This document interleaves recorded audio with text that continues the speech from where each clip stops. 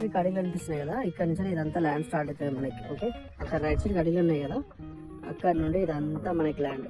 Okay, ఎదురుగా పక్కన ఒకటి వెంచర్ టైప్లో చేసింది కదా ఆ కడీలు, అక్కడ నుంచి ఇది మొత్తం మనకి 9 ఎకరాలు 26 గుంటలు ఉంటుంది. లెఫ్ట్ సైడ్ కడీలు అనిపిస్తున్నాయి కదా, ఆ కడీల నుంచి వేప చెట్టు నుంచి ఇంకా లెఫ్ట్ సైడ్ అదంతా ఉంటుంది మనకి ప్రాపర్టీ.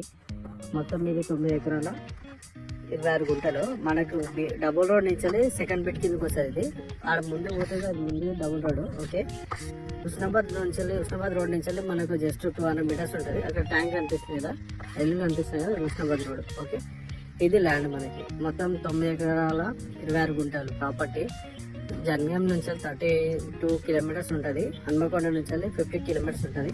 అక్కడ ఆటో పోతుంది కదా, ఆటో పోతుంది మనకు రోడ్ నుంచి సెకండ్ బిట్ అన్నట్టు. అది డబుల్ రోడ్, ఆటో పోతుంది. ఇదేమో సెకండ్ బిట్ కిందకి వస్తుంది. ఇది దారి మనకి లోపల రావడానికి మంచిగా ఉంటుంది. జస్ట్ సెకండ్ బిట్ కిందకి వస్తుంది ల్యాండ్ కాబట్టి 100 మీటర్లు ఉంటుంది బీటీ రోడ్ నుంచి.